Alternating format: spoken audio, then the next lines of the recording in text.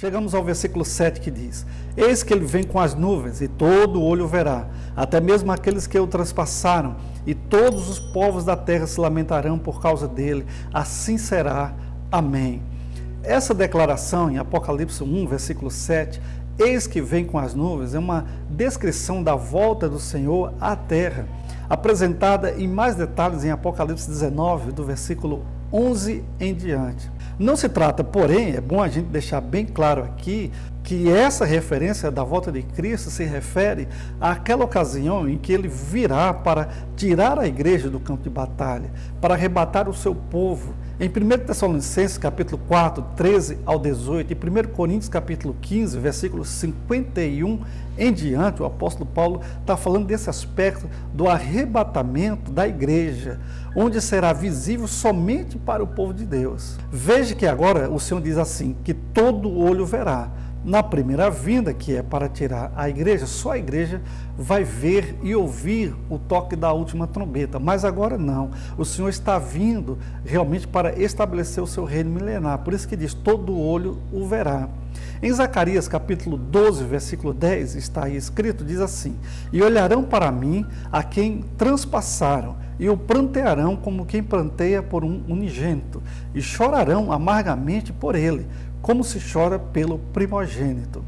O acontecimento descrito em Apocalipse 1,7 será testemunhado por todo o mundo, especialmente pela nação arrependida de Israel. Veja que lá em Daniel capítulo 7, versículo 13, Zacarias 12, versículo 10 ao versículo 12, está se referindo a Israel.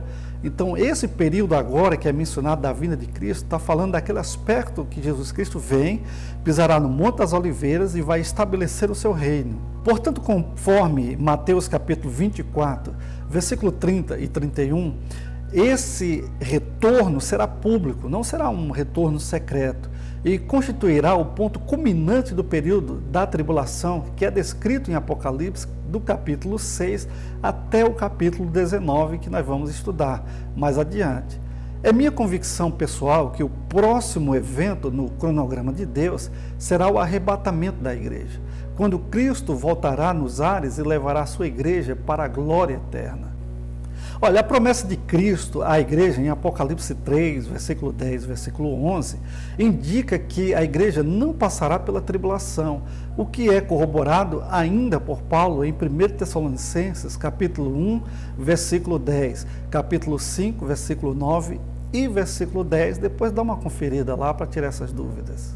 Particularmente, para mim, é bastante significativo a palavra igreja não aparecer nenhuma vez entre Apocalipse 3, versículo 22, até o capítulo 22 e o versículo 16. Nesse período todo a igreja não é mencionada, o que significa dizer que todos esses juízos que são derramados nesses capítulos mencionados aqui, não atingirão a igreja, porque a igreja não estará aqui. E só depois que a igreja for arrebatada, for tirada aqui do campo de batalha, é que acontecerão todos esses eventos retratados em Apocalipse capítulo 6 até o capítulo 19, eu creio exatamente assim. Por exemplo, a tribulação, a ascensão do antimessias, o anticristo, a grande tribulação propriamente dita, que é o furor da ira de Deus, a destruição do governo mundial humano e, por fim, a volta de Cristo à terra para estabelecer o seu reino, só se dará depois do arrebatamento da igreja. Então, todos os eventos posteriores ao arrebatamento da igreja são esses que eu acabei de mencionar.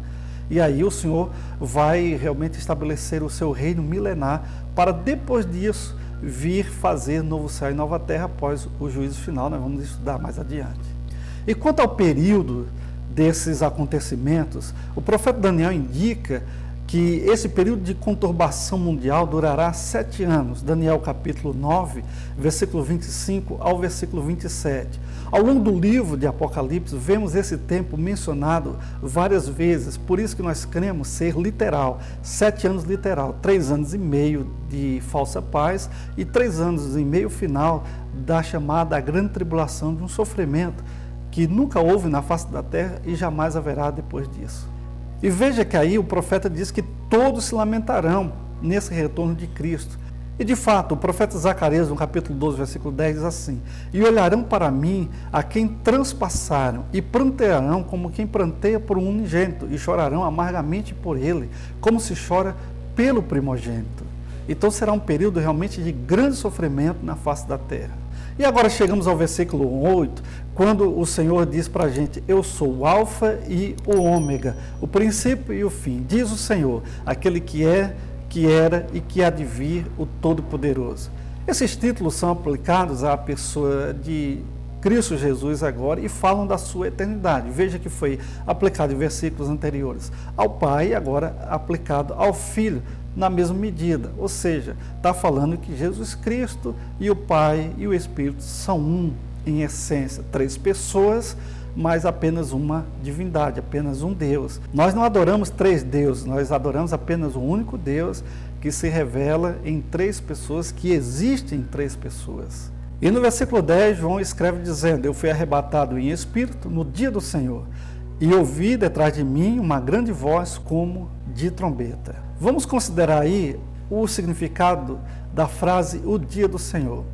Esse é o dia da ressurreição de Cristo, não resta dúvida alguma, todos os comentaristas concordam com isso, e se refere evidentemente ao nosso primeiro dia da semana, o domingo, em Marcos 18, versículo 9. Esse é o dia que João realmente viu todas essas coisas maravilhosas que Deus revelou para ele.